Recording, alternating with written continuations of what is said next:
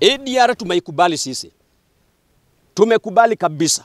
Na tunasema ni asante kwa serikali na hata pia kwa county government kwa kutuwezesha kufika hapa tumefika.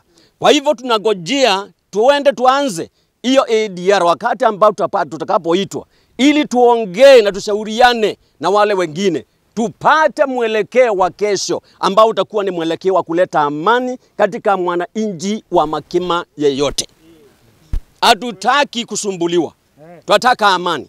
Na kila jambo ifanywe kwa kufuatilia amani. Maana tumekuwa kitu kimoja. Tumekuwa wa baba moja. Tumekuwa wa mama moja. Hatuna utofauti yeyote. Mbere uweva, Mkikuyu, Mkamba, yule mwingine ako hapa. Tumekuwa ni kitu kimoja. Ile ADR process ambayo inakuja mbele, sisi watu wa Makima Ward kwa kauli moja, kwa kabila zetu zote ambazo zinaishi hapa, kwa sababu sisi tuko kabila zote za Kenya zinaishi hapa Makima, tumekubali ADR na tutaenda kwa pamoja, kwa sauti moja, na hatutakuwa na ubaguzi wa huyu ni wa kabila lile ama lile. Sote tutazungumza kwa pamoja kama watu wa Makima, na tunataka kuambia serikali tunashukuru na tuko tayari na waje haraka, kwa sababu tumekubali kama kauli moja.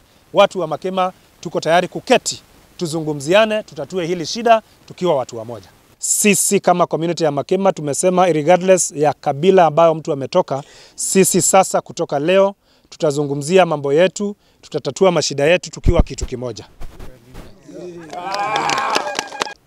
Hii ADR ambayo serikali imeonelea ni mzuri, na sisi wananchi tukashikiliana, tukasema tunataka ADR ndio turudishe maji kwa mto.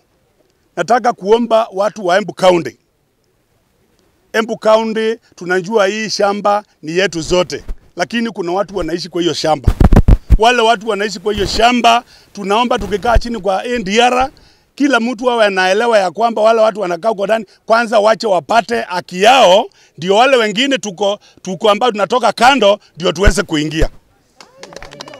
Kama kuna mtoto wa Makima ambaye ana shamba, hata kuna wazee waliacha na ile ugawanji ilikuwa ya 1978, hawakupata mashamba wakati huo. Wakati tunaongea mambo ya ADR, hata wazee hata wao consistent ndio wapate shamba hata na watoto yao.